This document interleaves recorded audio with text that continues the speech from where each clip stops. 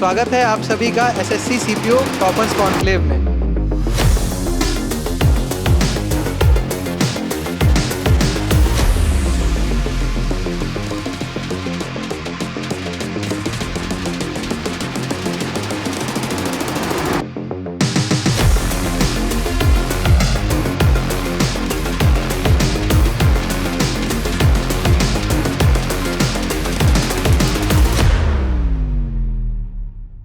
स्वागत है आप सभी का एसएससी सीपीओ टॉपर्स कॉन्क्लेव में। यह कॉन्क्लेव एक ऐसा कॉन्क्लेव है जहां पर आके हमें ऐसा लगता है कि हमने जो सपने देखे थे, प्रिपरेशन जर्नी के पहले दिन से हमने जो सपना देखा था, एक सरकारी ऑफिसर बनने का सपना देखा था, एक यूनिफॉर्म पहनने का जो सपना देखा था, वो सपना आज के डेट में सच हो चुका है। लेकिन इस सपने को सच करने के लिए आपकी जो मेहनत लगी है, वह मेहनत काफ़ी रंग लाई है और इस मेहनत के पीछे आप लोग ने काफ़ी चैलेंजेस और प्रिपरेशन जर्नी में काफ़ी चैलेंजेस फेस किए थे। तो ये चैलेंजेस देख के आप लोगों का मुझे ना एक लाइन याद आती है रश्मि रथी की। उस लाइन्स में ये है, सच है विपत्ति जब आती है कायर को ही दहलाती है। सच है विपत्ति जब आती है कायर को ही दहलाती है। शूरमा नहीं विचलित होते, क्षण एक नहीं धीरज खोते। विघ्नों को गले लगाते हैं, कांटों में अपनी राह बनाते हैं। और वो कहते हैं ना, मानव जब जोर लगाता है पत्थर पानी बन जाता है। तो आज हमारे बीच कुछ ऐसे ही शूरमा हैं जिन्होंने पहले अटेम्प्ट में, दूसरे अटेम्प्ट में या तीसरे अटेम्प्ट में मेहनत करते रहें और प्रिपरेशन जर्नी को छोड़ा नहीं। तो उससे हमें क्या मिला? एक सफलता मिली। जो हमने यूनिफॉर्म पहनने का सपना देखा था वो आज के डेट में पूरा हो चुका है। और आपने सिर्फ अपने आप को प्राउड नहीं फील कराया है, अपने टीचर्स को, अपने फैमिली मेम्बर्स को, और सबसे इम्पॉर्टेंट पॉइंट ये है कि आपने अपने माता पिता को प्राउड फील कराया, जो कि एक बहुत बड़ी बात है। लेकिन एक प्रिपरेशन जर्नी में एक योगदान जो होता है टीचर्स का भी होता है इम्पॉर्टेंट, क्योंकि बच्चा जब प्रिपरेशन शुरू करता है तो उसको स्टार्टिंग में चाहिए होता है कि कोई हमें मेंटोर मिले जो कि हमें गाइड कर सके, है ना। तो वो गाइडेंस आप लोगों को टीचर्स के थ्रू मिले होंगे। जैसा कि अभी मैंने बात किया यहाँ पे काफ़ी लोगों से, तो कुछ लोगों ने यूट्यूब पे अनन्या मैम की क्लासेस देखी हैं, कुछ लोगों ने साहिल सर की क्लासेस देखी हैं, और कुछ लोगों ने मैथ्स अभिनव सर से पढ़ी हैं अपना मेंस को स्ट्रॉन्ग करने के लिए। तो अब मैं चाहता हूँ कि आप लोग अपने टीचर से मिलने के लिए एक्साइटेड हो गए जिन्होंने आपको पढ़ाया है, ठीक है। तो एक एक करके मैं टीचर्स को बुलाऊँगा। तो सबसे पहले मैं इनवाइट करना चाहूँगा साहिल सर को। साहिल सर प्लीज़ कम।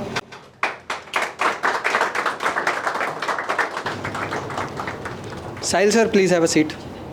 अब मैथ्स के फैकल्टी, मेंस के धुरंधर expert Abhinav sir. Abhinav sir,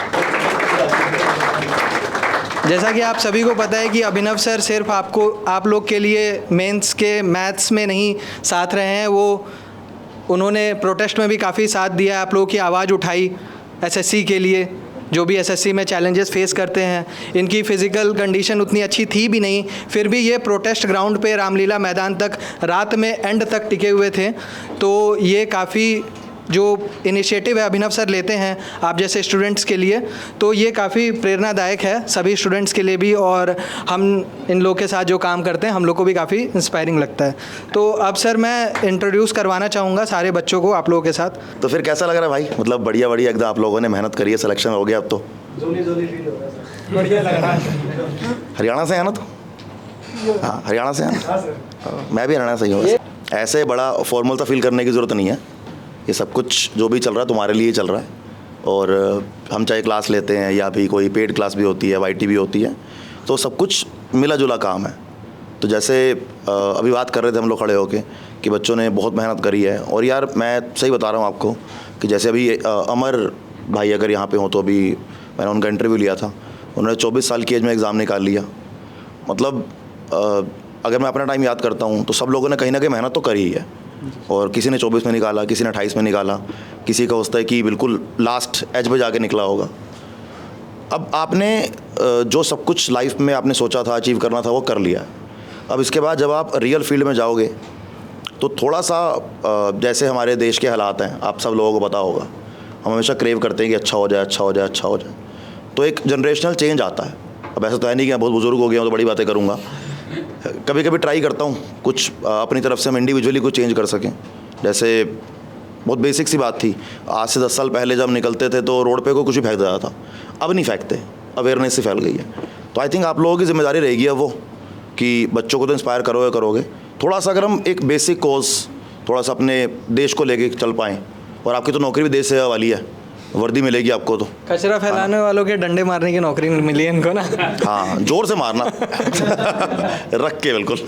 कोई होगा जो कल को हमें रामलीला मैदान से बुलाएगा। नहीं नहीं नहीं, अरे रे ये मत करना। एक बात क्लियर करता हूँ, ये दोनों शक्ल देख लो, हमें कुछ नहीं कहेगा कोई। ये बात, दिल्ली पुलिस में कौन कौन हुआ? आगे लेके गए थे, अच्छी बात ये थी कि 4 लोगों ने उठाया ये। सर आपकी लगी हुई है ना?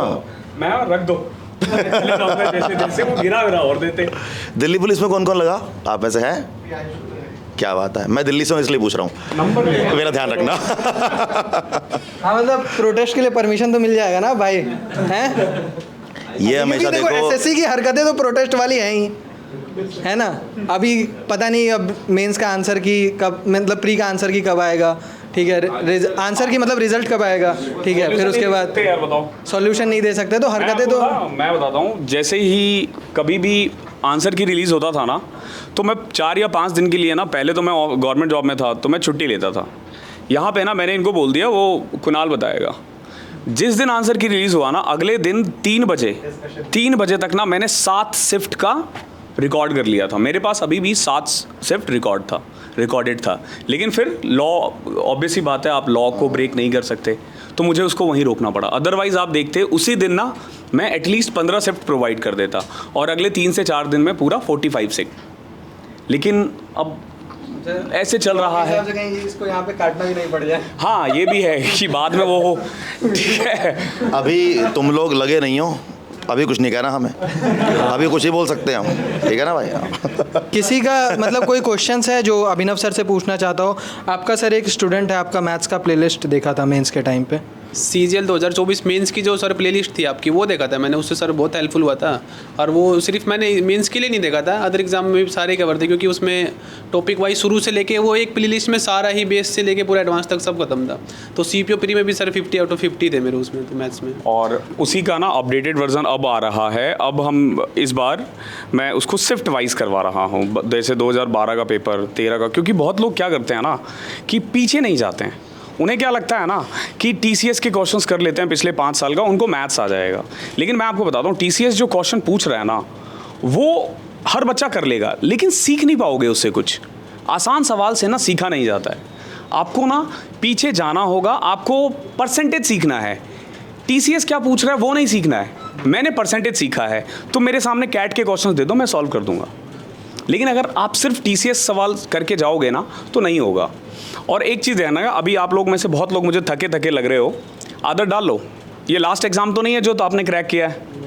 आने वाले दिनों में कोई UPSC के लिए जाएगा, कोई CGL क्रैक करेगा, कोई घर के लिए तैयारी करेगा, तो आपको ना अटेंशन मिलता रहेगा, ठीक है। तो आदत डाल लो और इसको सर पे भी नहीं चढ़ने देना, ठीक है। मैंने CGL 4 बार क्रैक किया है, CPO भी दिया था, लेकिन मैं फिजिकल में नहीं गया था, बिकॉज की ऑब्वियस ही बात है, आई साइट मेरी उतनी अच्छी थी नहीं। 2015 दिया था, मेरे 151 थे प्री में, आगे हम गए नहीं। तो मैंने SBI PO में जॉब किया है, 7 दिन ही किया था। मैंने IBPS PO निकाला है, SBI क्लर्क, IBPS क्लर्क, सारे एग्ज़ाम्स निकाले हैं। और मैं आज यहाँ बैठा हूँ क्योंकि मुझे इतना पता था कि मैं सिर्फ उस जॉब के लिए नहीं बना। तो आप में से बहुत लोग हो सकता है कि आपकी ड्रीम जॉब हो, बहुत लोग ऐसे होंगे जिनकी ये ड्रीम जॉब ना हो। तो आगे तैयारी करते रहना। लोग बोलेंगे रिपीटर्स, ये वो, बट अपने लिए सोचना, जो आपके लिए बेहतर है वहाँ जाना, और इसको सर पे मत चढ़ने देना। आप में से बहुत लोग होंगे जो अपने परिवार से पहले होंगे। कितने लोग हैं? मैं खुद था, मेरे पूरे ख़ानदान में किसी की गवर्नमेंट जॉब नहीं लगी थी। एक मेरे चाचा हैं जो आर्मी में थे, अदरवाइज़ किसी की जॉब नहीं लगी थी। लेकिन इसको चढ़ने क्यों देना? और एक और चीज़, आप अब सेंट्रल गवर्नमेंट के लिए काम कर रहे हो, आपकी लॉयल्टी सेंट्रल गवर्नमेंट के लिए होना चाहिए। अगर आपने इंस्टाग्राम, फेसबुक पे कुछ भी ऐसा पोस्ट किया है जो गवर्नमेंट के अगेंस्ट है, अगले 7 से 10 दिन में उसको डिलीट कर देना, ठीक है। इसमें सही गलत नहीं है, जो आपको खिला रहा है ना उसके लिए लॉयल रहना है, ठीक ठीक है, हम सेंट्रल गवर्नमेंट के लिए काम करते हैं, हम ना ही बीजेपी सरकार के लिए काम करते हैं, ना ही हम कांग्रेस के लिए काम करते हैं, हम सेंट्रल गवर्नमेंट के लिए काम करते हैं। अगर राहुल गांधी पीएम बनेंगे तो भी हम वैसे ही काम करने वाले हैं, मोदी जी हैं तो भी हम वही करेंगे, कल को तेजस्वी यादव भी बन जाएगा ना तो भी हम वही करेंगे, क्योंकि हम क्या कर रहे हैं हम गवर्नमेंट मतलब हम सरकार के लिए काम कर रहे हैं। और मुझे 6.5 साल का तजुर्बा है, मैं बार बार बोल रहा हूँ, एक गलती आपको बहुत पीछे कर सकती है, बहुत पीछे कर सकती है। तो बस यही ध्यान रखना है आपको कि सर पे नहीं चढ़ने देना है। सरकार में जा रहे हो तो सरकारी आदमी हो, अब आपको अपना डेकोरम भी थोड़ा मेंटेन करना है, अपनी भाषा, अपनी मर्यादा, इन सबको संभाल के रखना। अब आपका नाम क्या है? अब ये निशांत नहीं है, ये मे बी दिल्ली पुलिस में कोई सब इंस्पेक्टर हो सकता है, ये सीआरपीएफ में सब इंस्पेक्टर हो। मैं आपको बता रहा हूँ, आज से 1 साल बाद ना अगर ये कूड़ा फेंकता हुआ कहीं इसकी वीडियो वायरल हुई ना, कोई नहीं बोलेगा निशांत ने फेंका, दिल्ली पुलिस का सब इंस्पेक्टर ने कूड़ा फेंका रोड पे, ये सफाई करवाएंगे। तो एक चीज़ ध्यान रखना, अगर मैं कुछ भी करता हूँ ना तो मैं एसएससी का टीचर कहलाऊंगा, मैं टेक्स्ट बुक की टीम कहलाऊंगा, टेक्स्ट बुक ने किया। अगर मैं कुछ भी खराब करूंगा ना तो एक चीज़ हमेशा ध्यान रखना, आप अब गवर्नमेंट को रिप्रेजेंट कर रहे हो, आपकी पर्सनल आइडेंटिटी खत्म हो चुकी है, तो उसी चीज़ को याद रखना है। मैं बस इसीलिए आया था क्योंकि मुझे ना जब मैं आप लोगों को देखता हूँ ना, मैं वो उस दिन को फील कर पाता हूँ जिस दिन मेरी जॉब लगी थी। तो बस इसी को ध्यान देना है आपको। बाकी अगर आप में से किसी का कोई भी सवाल है गवर्नमेंट जॉब से रिलेटेड, कुछ भी, छुट्टी कितनी मिलेगी, सैलरी कितनी होगी, ठीक है, आप सब पूछ सकते हो। मुझे लगता है कि सब लोग को ये टेंशन होगा कि 8th पे कमीशन, 8th पे कमीशन के बाद पैसा कितना मिलेगा, है ना, डबल होगा कि क्या होगा, तो डाउट तो होगा। किसको है भाई, एक बार हाथ उठा दो। किसी को नहीं है? निस्वार्थ निष्काम कर्म करने आए क्या सब लोग? भाई ने गलत बोला है, टेंशन नहीं है, वो एक्साइटमेंट है कि पैसा आने वाला है। तो वही तो जानना चाहते होंगे ना, डबल होने वाला है कि नहीं? हरियाणा वालों की तो शादी हो जाती है, मैंने सुना है, नौकरी के बाद यही होता है ना भाई। सर हमारे में भी शादी सर नौकरी लगने के बाद ही होती है। जाट में सर शादी, यहाँ पे राजस्थान में बिना नौकरी कोई शादी भी नहीं है सर। ये जो जनरेशन है ना, अच्छी लड़की मिल जाए, अच्छा लड़का मिल जाए, उससे ज़्यादा लड़की को तो लड़का चाहिए ना भाई, दोनों साइड सोचना होता है, ठीक है। तो हाँ, मुझे लगता है कि लड़कियां अगर जॉब निकाले ना, वो 10 लड़के के बराबर है, क्योंकि आप ना आने वाली पीढ़ी, जनरेशन, अब ये सोचो कि जीडीपी में इनका योगदान हमेशा होगा, आपका योगदान होगा या नहीं। इट माइट बी पॉसिबल कि आपकी पोस्टिंग अंडमान में हो, आप में से कईयों की वाइफ गांव में रहती होगी, मे बी वो अपने बच्चे को उस तरीके से पढ़ा नहीं पाएंगे क्योंकि गांव में फैसिलिटी नहीं है, लेकिन ये जहाँ जाएंगे ना अपनी पूरी फैमिली को लेके जाएंगे। तो मुझे लगता है कि जब आप एक लड़की को पढ़ाते हो ना, तो आप एक आने वाली ना जनरेशन को पढ़ा देते हो। तो मुबारक हो आपको। किस पोस्ट पे हो आप? BSF, अरे वाह सर। BSF में SI? जी सर। मुबारक हो। मतलब बॉर्डर पे कैसे सिक्योर करोगी? अभी थोड़ा सा वेट वगैरह भी पुट ऑन करना वहाँ जाके ना, थोड़ा सा फिट वेट। वैसे तो आई थिंक कि आप लोग ऑलरेडी फिट हो सर। अभी तो ओवर वेट हो जाती है, यदि और वेट गेन होता था। जैसे बीइंग अ गर्ल, अभी एक बात बोली सर ने कि लड़कियों को, अगर लड़कियां सिलेक्शन ले तो देश के लिए अच्छा होता है, और कई जगह पे ना मेजरली नेगेटिव हम डिवाइड देखते हैं। तो कभी आपने ऐसा कुछ फेस किया कि मतलब तैयारी करते हुए परिवार की साइड से, या मतलब सराउंडिंग में कुछ भी? हाँ, मुझे 2017 में, जब मेरा ड्यू से ग्रेजुएशन है, जब मुझे मेरे घर वालों ने दिल्ली भेजा था, मैं मेरे भाई से भी पहले घर से बाहर निकाली थी। तो एक पॉलिटेक्निक कॉलेज में प्रिंसिपल है, उन्होंने कहा था पापा से कि आप अपने बेटे को भेजते इससे ज़्यादा, और बेटी को भेजा इससे अच्छा उसकी शादी में पैसा लगाते। वो खुद टीचर होने के बावजूद उन्होंने ये सब बोला था। मतलब मम्मी पापा, मेरे पापा एक दुकानदार है, तो पापा ने मतलब मुझको भेजा पहले, वो एक चैलेंजिंग ही था, सब लोग ही बोल रहे थे, और वो भी दिल्ली जैसे बड़े शहर में, तब उन्होंने मुझे भेजा। जैसे हमारी सबकी लाइफ में मम्मी को लेके हम बहुत कुछ सुनते हैं, एक इमोशनल फैक्टर रहता है, पर मेरा पर्सनली मानना है, मतलब मम्मी से बहुत प्यार है मेरा, लेकिन जो फादर का सेक्रीफाइस है ना, उससे मुझे लगता है बड़ी कोई चीज़ हो नहीं सकती। कुछ बोलना चाहोगे पापा के लिए? हाँ सर, मम्मी पापा का विश्वास और जो उन्होंने मुझसे उम्मीद रखी थी, उसी से उन्होंने मुझे यहाँ भेजा। 3 साल कॉलेज के और अभी तैयारी के 2 साल। तो उनकी वजह से वो गाना गा रहे होंगे आपका कि लड़की सिलेक्ट हो गई हमारी। मम्मी पापा की वजह से ही सर यहाँ तक पहुँची हूँ। नहीं नहीं, और बहुत बहुत मुबारक है आप सबको यार, आपने लाइफ में बहुत बढ़िया चीज़ अचीव करी है। आगे भी सोचता है कोई कुछ इसके ऊपर एग्ज़ाम देने का, कोई है किसी की इच्छा? कोई यूपीएससी को लेके भी सोचता है? यहाँ रुकने वाले हो? इस उम्र में अगर रेस्ट करते चले जाओ बहुत बढ़िया। तो फिर तो जिंदगी खत्म। क्लियर होना चाहिए ना यार कि क्या करना लाइफ में, किस चीज़ के लिए देना चाहते हो? यूपीएससी के लिए ट्राई वाई किया है कुछ या अभी नहीं? ठीक है यार, मतलब मेरा खुद मानना है कि अगर ऐसे आपका एग्ज़ाम निकल जाता है, अगर एज है, एलिजिबिलिटी है, तो अगर कोई एग्ज़ाम देने की इच्छा है, अच्छा अगर नहीं भी देते हो तो उसमें कोई दिक्कत नहीं है, आपने काफ़ी अच्छा लेवल अचीव कर लिया है। मतलब लाइफ को ज़रूरी नहीं कि स्ट्रगल में रखे परमानेंट, मतलब भाई अपने 4 साल तैयारी करी, फिर सेटिस्फैक्शन भी तो होना चाहिए, यहाँ जाके सेटिस्फैक्शन। दोनों चीज़ें हैं, दोनों चीज़ें हैं। अगर किसी को सेटिस्फैक्शन यहाँ हो गया है तो भी अच्छा है, नहीं हुआ तो ज़रूर आगे जाओ। मतलब परमानेंट स्ट्रगल की ज़रूरत नहीं है, मैं ये कहना चाह रहा था। वही उम्र भर भागते रहना जरूरी नहीं है, एक थोड़ा स्टेबल भी होना जरूरी है। बिल्कुल बिल्कुल। जैसे ना मुझे एक मेरे फ्रेंड ने बात समझाई थी, छोटा है मुझसे वो, कि हमने कुछ सोचा कि मैं एक पॉइंट से चालू हुआ कि मैं 2 साल तक एक पॉइंट तक पहुंचूंगा। द मोमेंट हम पॉइंट पे पहुंचते हैं हम सोचते हैं कि मुझे वहाँ जाना है, लेकिन मेजर मतलब इंपॉर्टेंट पॉइंट क्या है कि जो हमने अचीव किया है कम से कम थोड़ा उसको एंजॉय तो करो, उसको celebrate थोड़ा उसको करो। जियो, सेलिब्रेट करो, उसको कुछ सीखो। अगर आप लोगों की नौकरी लगेगी, अभी आप कहीं जाओगे ग्राउंड पे, जो भी आप करना चाह रहे हो लाइफ में, तो उसको भी सीखना, जानना, एंजॉय करना बहुत ज़रूरी है। अदरवाइज़ जो लाइफ में स्टेबिलिटी है या लाइफ में एंजॉयमेंट है वो तो फिर कहीं खो जाती है यार। जैसे आप लोग मतलब गवर्नमेंट जॉब में हो, हम लोग प्राइवेट जॉब में, सर ने तो गवर्नमेंट जॉब भी है, तो कहीं ना कहीं जो मैंने इतना काम करके सीखा, जो एक्सपीरियंस है, अगर हम लाइफ को एंजॉय नहीं करते ना तो कहीं ना कहीं वो साल हमें ऐसा लगेगा हमने वेस्ट कर दिए।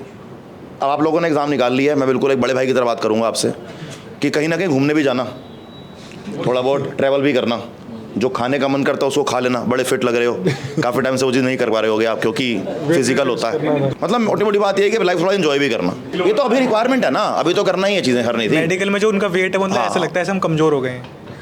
पहले हम अच्छा, एक ज़्यादा ना fit आजकल थे, और चीज़ भी है, आप कमज़ोर हो गए। जैसे आप पुलिस में चले जाओ या ऐसी फोर्स में चले जाओ, अगर आप मोटे हो तो आपके ऑनलाइन में इंसल्ट होती है अब तो। ऐसे पेट पे हाथ मार देगा कोई कि तू करेगा नौकरी, तो वो नहीं कर सकते। फिट से मतलब थोड़े जिम, मैं समझ गया, मतलब पेट नहीं, हाँ, डोले सो बल्कि होना है। हाँ, बल्कि। हाँ, फिर ठीक है। अगर आप में से कोई कुछ कहना चाहता हो, मतलब अपने स्ट्रगल्स को लेके, किसी बात को लेके, मन में कोई बात हो, जनरल, मतलब वैसे नहीं, अगर कुछ कहना चाहता हो कोई, तो हाथ आप रेस कर सकते हो, माइक में खुद ले आऊँगा, क्योंकि मुझे पता है सुबह से बहुत सारी बातें हो चुकी हैं, है ना। मैं खुद भी करता कि भाई थक गए होंगे, छोड़ दो उनको, कब तक करोगे। तो आई थिंक मैंने रेस किया सर। आप मालिक हैं सर। नहीं सर ने ना एक बात बोली थी, तो मुझे ना एक चीज़ याद आ गई। अभी बोला था ना कि अगर आप सेटिस्फाई हो तो ओके है। मैंने अभी थोड़ी देर पहले ज़रूर बोला कि भूख को मत मरने देना। मैं वैसे रील वगैरह बहुत कम देखता हूँ, किसी ने एक भेजा था, बड़ा अच्छा था, कि अगर आप ना भागते रह रहे हो तो एक दिन ऐसा आएगा कि आपको लगेगा कि रुक जाना चाहिए था, और अगर आप रुक गए ना तो भविष्य में एक दिन ऐसा लगेगा कि भागते रहना चाहिए था। तो उस पर एक लाइन था कि अंत में या आखिर में मर जाएंगे सब अपनी अपनी मौत, हर किसी को किसी ना किसी चीज़ का मलाल होगा। तो मलाल तो रहने वाला है, लेकिन आपको डिसाइड। मैं आपको बताता हूँ, मैं सरकारी नौकरी करना चाहता था, मैं टीचर भी बनना चाहता था, मैं भागा, गवर्नमेंट जॉब किया। मैं 7 साल का एक्सपीरियंस है मुझे, 7 ईयर का। मैं रनिंग करना चाहता था, मैंने रनिंग की, मैंने 3 से 4 मैराथन भागे, ठीक है। मैं 70 किलो का था 2.5 साल पहले तक, जब तक मतलब बिफोर इंजरी, जो चीज़ था सब कुछ। और एट द एंड मैं देखा कि यार ये मेरे लिए नहीं बना, मैं टीचिंग में आ गया। यहाँ मैं 4 बच्चे को पढ़ाऊँगा लेकिन खुश रहूँगा। तो मुझे लग रहा है ना, शायद भविष्य में मुझे मलाल ना हो, ठीक है, इस चीज़ के लिए, क्योंकि मैंने वो डिसाइड किया। अब यू नेवर नो भविष्य में क्या होगा, क्या पता टीचिंग ही खत्म हो जाए, AI रिप्लेस कर दे, तो मुझे फिर एक गिल्ट होगा। लेकिन देखो, मलाल तो रहने वाला है, उसके लिए आप कुछ नहीं कर सकते। आप लोगों ने पढ़ाई की होगी, ठीक है, ऑब्वियसली बात है, यहाँ हो थोड़ा बहुत तो पढ़े ही होंगे, ठीक है, लेकिन मेहनत बहुत है। इंग्लिश, मेरे जैसा बच्चा 2015 में मेरे मेंस में 200 में 97.5 थे, तो आप समझ लो CGL की बात कर रहा हूँ मैं। तो CPO तो मेरे बस की वैसे भी नहीं था मेंस में। मैंने बोल जरूर दिया कि मैं फिजिकल के चक्कर में नहीं गया, क्योंकि आई साइड था। वो इंग्लिश वाली बात बताता तो बुरा लग जाता मुझे। तो आप लोग टेक्स्ट बुक को कैसे यूज़ करते हो? टेक्स्ट बुक देखा आपने? मॉक एनालिसिस के लिए मॉक बेस्ट है, सब कुछ बेस्ट है। जैसे आप लोग तैयारी करते हो तो कैसे, कोई फेज़ मुझे बताएगा कि कैसे कैसे तैयारी करते हो? जैसे मान लो एक बच्चा है, बिगिनर है, आप उसको कैसे बताओगे कि पहले क्या करना चाहिए, एग्ज़ाम से 3 से 4 महीने पहले क्या करना चाहिए, ठीक है, या फिर एग्ज़ाम टाइम में क्या करना चाहिए, कोई मुझे बताएगा? मेरा नाम सौरभ कुमार है। तो कोई भी एग्ज़ाम हो सर, उसके लिए एक परफेक्ट स्ट्रेटजी चाहिए। और जैसे बच्चे यूट्यूब पे स्ट्रेटजी देखते हैं अदर कैंडिडेट्स की जो सेलेक्ट हुए हैं, उससे फिर सक्सेस नहीं मिलती, क्योंकि आपकी सिचुएशंस अलग हैं, आपका माहौल अलग है। आप कोई गांव में रह के पढ़ रहा है, कोई हिंदी मीडियम से है। ज़्यादातर एस्पिरेंट्स का यही रहता है कि मैं हिंदी मीडियम से हूँ, 250 नंबर की तो इंग्लिश आ गई CPO में, तो मैं कैसे कर पाऊँगा। तो मैंने देखा है बहुत सारे बच्चे हैं मेरे साथ में भी जो सेलेक्ट हुए हिंदी मीडियम से थे। फिर नॉन साइंस वालों का मैथ्स से डर रहता है, आर्ट्स वालों का, कि मैथ्स कैसे की जाए। तो उसमें भी मैंने भी खुद 7 नंबर से कहाँ 35+ पे पहुँचा मैं फर्स्ट अटैम्प्ट से 3rd अटैम्प्ट में। तो ये स्ट्रेटजी का खेल है पूरा, कि आप कैसे प्रीवियस ईयर क्वेश्चंस को एनालाइज करते हो, फिर क्या ट्रेंड समझते हो। तो इसलिए बस यही पॉइंट बताना चाहूँगा, बढ़िया स्ट्रेटजी बनाओ, चाहे आपको 1 हफ्ता स्ट्रेटजी बनाने में लग जाए स्टार्टिंग में। बिल्कुल और एग्जैक्ट बुक्स लो, क्योंकि बुक्स तो बहुत है मार्केट में, बट मिनिमम सोर्सेज और मल्टीपल रिविजन्स रखो। बिल्कुल, बहुत बढ़िया बात बोली है भाई ने। जैसे हमारे पास ना टेक्स्ट बुक का मैं आपको बताता हूँ, सुपर कोचिंग का तो आप लोगों ने सुना ही होगा। हमारा ना एक सुपर पास लाइव है, ठीक है। पहले क्या होता था, जैसे आप नेटफ्लिक्स वगैरह देखते हो ना, तो आपने एक सब्सक्रिप्शन लिया and you can watch anything without add, क्योंकि नेटफ्लिक्स ऐड नहीं दिखाता, बाकी तो एड्स दिखाते हैं ना। तो हमने क्या किया है टेक्स्ट बुक सुपर पास लाइव में, बेसिकली एक बच्चा ना, अगर जैसे 999 का अभी कोर्स है हमारा, ठीक है, पास है 1 ईयर का, अलग अलग टाइम पे अलग अलग प्राइस वराई कर सकता है। एक बार अगर आप ले लेते हो ना, तो आने वाले दिनों में आपको 1 साल के लिए या 1.5 साल के लिए, जितने भी दिन के लिए आप लेते हो ना, आपको टेक्स्ट बुक पे ना कुछ भी बाई करने की ज़रूरत नहीं पड़ती है। नॉट इवन मॉक टेस्ट, आपको मॉक टेस्ट भी नहीं खरीदना पड़ता। अब जैसे हम लोगों को पर्सनली क्या लगता है कि पहले हमें फाउंडेशन देना है बच्चे को, तो एक बैच फाउंडेशन के लिए होता है। देन जैसे ही एग्ज़ाम नज़दीक आता है, तो हम जैसे 2 महीने 3 महीने रह गए, तो हम एक क्रैश कोर्स लॉन्च करते हैं, क्योंकि एंड के 3 महीने बच्चा क्योंकि छोड़ देता है ना बीच में, और आखिरी के 1 महीने में हम लोग क्या करते हैं, 20 मॉक दे दिया, 25 मॉक दे दिया, ये सब हम लोग एक बार में देते हैं। तो हमारा जो सुपर पास लाइव है ये ऐसे काम करता है, अलॉन्ग विद मॉक टेस्ट, जो आप सुपर पास प्रो मैक्स लेते हो ना, उसके साथ।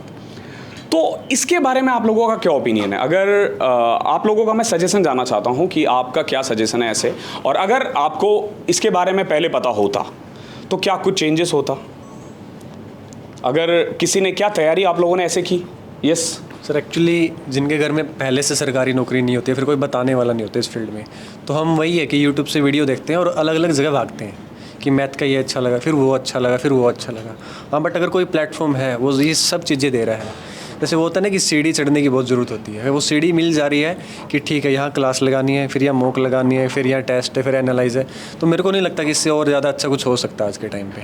जैसे हम लोग हैं, जैसे मैंने तैयारी स्टार्ट की थी, मैंने पहले CPO का एक मॉक दे के देखा था टेक्स्ट बुक पे, तो मेरे साथ 100 के आसपास आए थे। फिर मेरे को लगा कि हाँ यार हो तो जाएगा, तो फिर मैंने पहले दूसरे टीचरों से पढ़ा, ऐसे तैयारी की सब्जेक्ट अकॉर्डिंग, फिर मैं टेक्स्ट बुक के मॉक देता रहा, फिर चीज़ें बढ़ती रही। अगर ऐसा हो कि कहीं पे एक ही प्लेटफॉर्म है, वहाँ टीचर भी है, अच्छे टीचर भी है, बताने वाला भी है, ऐसे पर्सनल गाइडेंस भी मिल जाए, जो वीक पॉइंट है वो भी एनालाइज करके दे दे, और मॉक भी मिल जाए, तो वो बहुत अच्छी चीज़ होगी।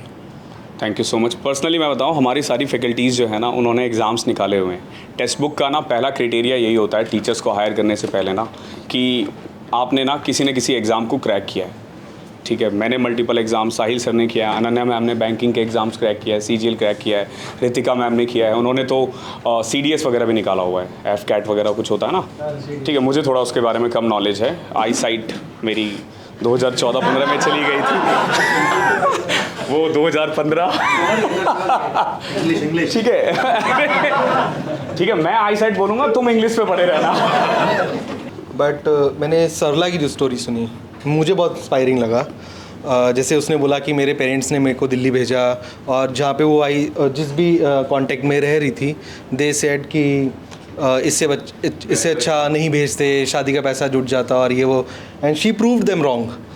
दैट वाज वेरी इंस्पायरिंग यार, कि तुमने मतलब उनको जवाब दिया कि नहीं यार, लड़कियाँ भी आके कर सकती हैं, और ऐसा कोई डिसीजन गलत नहीं होता कि लड़की को ना भेजो, सिर्फ लड़के को ही भेजो, राइट।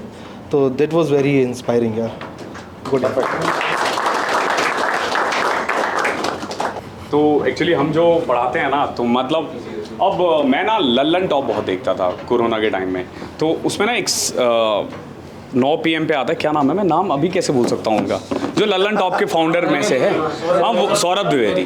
तो उनका बड़ा अच्छा था कि सौरभ नाम है मेरा, तो उसी को देखते हुए मैंने ना ये किया था कि मेरा स्टार्टिंग है, सर भाई ने बोला है तो कर देते हैं।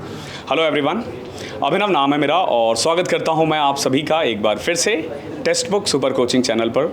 आज हम लोग आप लोगों के लिए एक प्रेजेंटेशन लेकर आए हैं, एक आप सबके लिए एक सेरेमनी लेकर आए हैं जिसमें हम आपको प्रेज़ करते हैं। आपने जो पिछले 6 महीने, 1 साल, 2 साल, 3 साल में मेहनत किया है ना, वो कितना वर्थ है आप लोगों के लिए, वो आज हम आपको लौटाने आए हैं। क्योंकि 1-1.5 साल आप लोग मेहनत करते हो। आप में से बहुत लोग यहाँ आते हैं, बहुत लोग यहाँ आते हैं और उससे कई हज़ारों गुना घर पे रह गए। तो उनको कैसे मोटिवेट करना है, क्योंकि यहाँ पे बहुत कम लोग होंगे जो पहले अटेम्प्ट में निकालते हैं। सबको लगता है ना कि ये पहले में, दूसरे में, बहुत ऐसे होंगे जो तीसरा अटेम्प्ट होगा, ये चौथा अटेम्प्ट होगा, ठीक है। तो उनको प्रेज़ करने के लिए ना हम ये सब सेरेमनी रखते हैं ताकि उन्हें थोड़ा सा मोटिवेशन मिले। हमारे समय में ना मोटिवेशन नहीं था।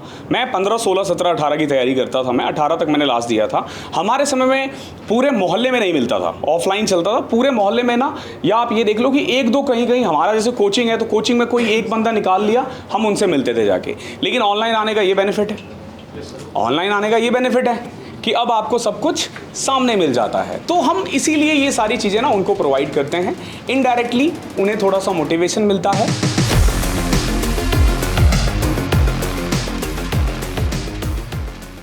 एसएससी बोले तो सुपर पास लाइव।